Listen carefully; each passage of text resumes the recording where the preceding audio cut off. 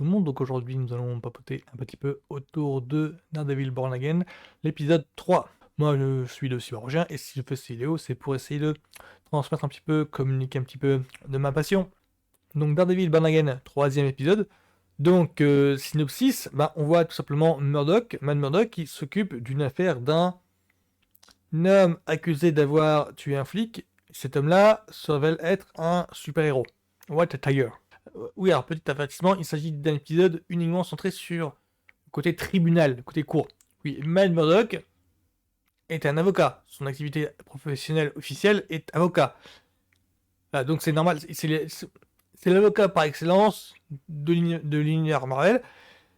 Et ce que l'on voit là, c'est tout à fait le genre de cas, le genre de segment, je dirais, qu'on est habitué à voir avec Matt Murdock. Oui, parce que la semaine dernière, quand je parlais de la série New York Police Judiciaire, ou New York District, enfin Law and Order, j'ai toujours du mal avec le titre New York Police Judiciaire parce que j'ai passé, je crois que c'est 10 ans avec le titre New York District. Oui, parce que j'ai connu la série du temps où elle était diffusée sur France 3, FR3. Oui, je suis vieux. Oui, j'ai connu l'époque France 3. Et après, quand elle est passée sur 13e rue, ils l'ont baptisée New York Police Judiciaire, je crois. Ou sur TF1, je sais plus. Enfin, en tout cas, la valdinguée entre chaînes télé qui n'arrivait pas du tout à la caser parce qu'elle détonnait en fait par rapport au programme d'antan, dans ce temps-là. Et du coup, enfin, la série Law and Order, toute la franchise Law and Order. Oui, parce que je suis aussi unité spéciale, section criminelle. Et là. Ah, zut, comment ça s'appelle? Crime organisé, voilà.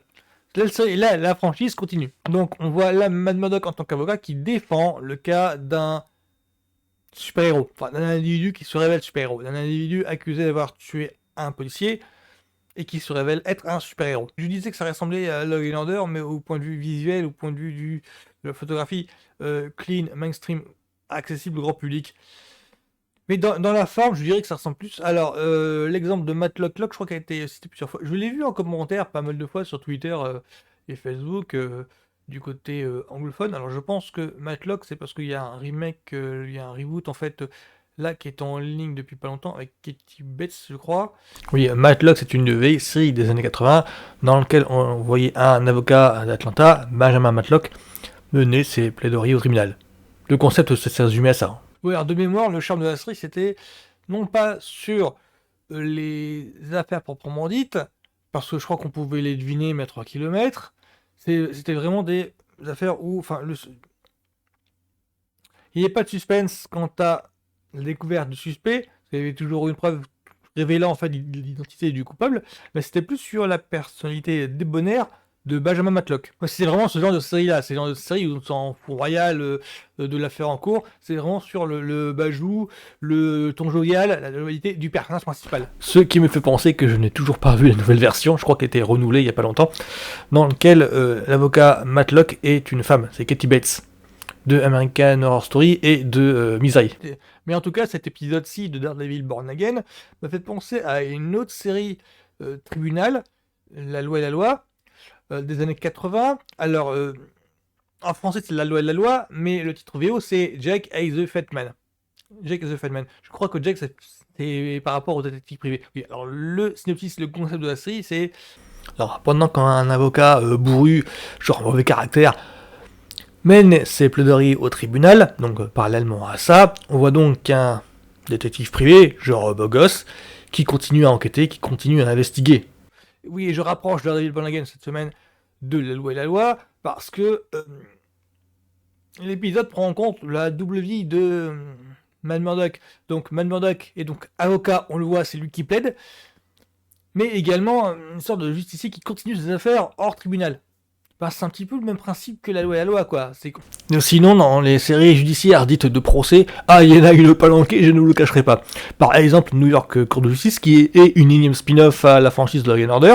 Il y a aussi Alan McBeal, qui ressemble plutôt à une parodie de série judiciaire dans ce cas-là, à la glauque The Practice, Bobby Donnelly associé, mais surtout à La Loi de Los Angeles. C'est une série judiciaire des années 80 qui a imposé, qui a vraiment donner une structure aux séries judiciaires telles qu'on le connaît maintenant, donc ça s'appelle La Loi de Los Angeles. Il y a aussi Murder One, il y a aussi Night Court en sitcom, voilà, donc il y a une pléthore. Cet épisode-ci de Daredevil Born Again ne fait que reproduire les codes de cette série-là. Et cet épisode-ci est intéressant à plusieurs titres, parce que à travers ce procès d'un homme qui se révèle super-héros, surtout mené par Matt Murdock, ben, on voit la mise en perspective dans le monde réel de la fonction de super-héros, la fonction de justicier masqué. Parce que non seulement ce mec-là passe devant la cour, mais pour la mort, c'est pas encore si c'est un meurtre, c'est justement ça le but du procès, d'un policier. Parce que là, on a le cas d'un homme qui fait justice lui-même et qui serait impliqué dans la mort d'un homme dont le travail est de faire appliquer la loi. Vous voyez un petit peu le sel de l'épisode. Et en quoi ça devrait résonner aux oreilles de Matt Murdock, parce que à travers les arguments qu'il déploie pour défendre son client, bah, ça en fait les arguments que lui emploierait pour défendre sa nature de... c'est que... Il fut un temps où je portais un costume aussi. Et je dois avouer que c'est un petit peu ce genre d'intrigue-là auquel je m'attendais avec le film Captain America Civil War. Parce qu'on va pas se mentir, c'est que derrière les arguments déployés par Matt Murdock et par la défense et par le juge, il y a un petit fond des accords de Sokovie. Je me demande même pourquoi les accords ne sont pas cités là. Parce que les accords de Sokovie, le nœud du problème, ça parlait de ça. C'est que à qui les justiciers, les super-héros, doivent rendre des comptes sur leurs actions. C'était ça le nœud du problème dans Captain America Civil War. Et c'est justement ça, un petit peu l'objet, enfin, c'est justement à ça que devrait faire en fait allusion ce procès. Je me demande même pourquoi est-ce que Matt Murdock n'utilise pas en fait l'argument des accords Sokovie. Après tout, il l'a fait dans She-Hulk, ben, pour armer son argumentaire. Parce que là, c'était l'exemple est tout trouvé là. Et vu que l'on en cause encore. Ah non, je dis rien sinon je spoil, parce que le film est trop récent. Du coup, qu'est-ce que j'en ai pensé de cet épisode-ci? Alors, niveau efficacité, je dirais moins trépidant que l'épisode, enfin que ceux d'avant, que je vais dire l'épisode d'avant, il y en a eu deux, enfin que ceux d'avant, on va dire. Mais niveau intensité, ah ça, il y a compète, Niveau intensité, il y a de quoi faire en fait. J'ai remarqué qu'il y avait plusieurs scènes, plusieurs moments où c'était dégâts d'intensité, voire plus que les séries Netflix. Je peux pas m'empêcher de les comparer parce que bah, c'est le challenge en fait de Daredevil Born Again, c'est d'arriver à donner un résultat d'une valeur égale, qualitativement égale aux 3 premières séries Daredevil qu'il y a eu sur Netflix. Du coup, ouais, je peux pas m'empêcher, vu que c'est des équipes différentes, mais ça se présente finalement comme une suite comme saison 4. Alors finalement, je peux pas m'empêcher de le comparer. Donc niveau intensité, comme le travail est propre au niveau de la photographie, il y a d'autres moments, enfin, avec d'autres moyens, avec d'autres techniques, ils arrivent à surpasser la série précédente, qui a eu sur Netflix donc. Donc moi je le valide, il n'y a pas de souci, parce que non seulement c'est efficace dans la manière de narrer, enfin quand je dis efficace, c'est-à-dire que, disons quand je dis efficace, c'est par rapport à ce que l'on est en droit d'attendre d'un épisode à procès. Avec les retournements de situation, les petits twists, les petites révélations, les petites actions rebondissements. C'est qu'il n'y a pas d'action dedans, mais c'est que dans les séries à procès, l'intensité se fait autrement que via l'action. C'est dur à décrire parce que, vu le premier épisode, on s'attend à l'action directe, alors que là, c'est plutôt dans un acte psychologique que c'est vachement intéressant. Donc c'est sur les tourments que traverse Matt Murdock, et c'est en cela que l'épisode vaut le coup d'œil. Moi, il y a un point qui m'intrigue, c'est que si l'on croit les rumeurs, le deuxième, donc celui d'avant, et ici le troisième, aurait dû être les vrais premiers épisodes de la série. C'est-à-dire qu'il n'y aurait pas eu le premier. On voit donc ce qui se passe avec... Ah, je peux pas trop en dire, sinon je spoil. Mais la série aurait dû commencer direct par ça. Après, il y a eu une refonte artistique. Normalement, ces épisodes, si on en croyait Scooper Insiders, normalement, ces deux épisodes-ci devraient être catastrophiques. Or, pour moi, il ne l'est pas. Du coup, moi, j'ai ma petite théorie comme quoi Kevin Feige, donc le producteur de Marvel Studios, a dû voir ces épisodes-ci en premier et a dû se dire « Ah, c'est bien, mais il manque quelque chose, il manque un truc. Ah, il manque un petit plus. » Donc, a été pêché le showrunner de Punisher pour régler ça. Ce qui fait dire que le meilleur reste à venir.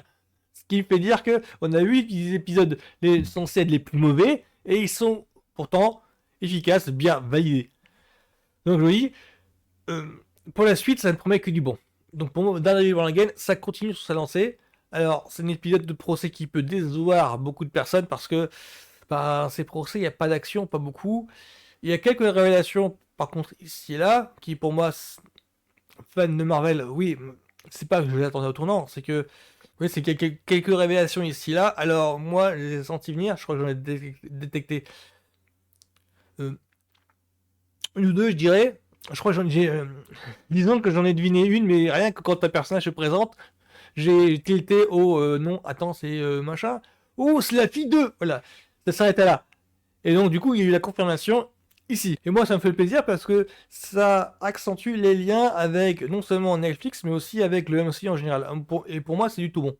Donc, pour moi, Daredevil Born Again là, c'est dans la lignée des épisodes, mais encore plus des séries, enfin, de la série précédente. De la série précédente. Enfin, vous voyez, enfin, le Daredevil, Netflix, ouais, c'est dans la lignée, c'est le genre de truc auquel je m'attendais chez Netflix, et bah, bizarrement, il n'y en a pas eu. Enfin, je me souviens pas que dans Daredevil, il y a eu vraiment des épisodes de procès. Ou alors je me trompe peut-être, mais j'ai pas souvenir qu'il y avait autant l'aspect judiciaire qui soit vraiment travaillé. Donc pour moi, ça répond à mes attentes. Donc Daredevil One Again, pour l'instant, ouais, c'est du tout bon. C'est vraiment, je m'attends. Du coup, je me suis impatient de voir l'épisode de la semaine prochaine. Donc voilà, voilà, ce sera tout pour moi. Donc bonne journée à tous. À plus.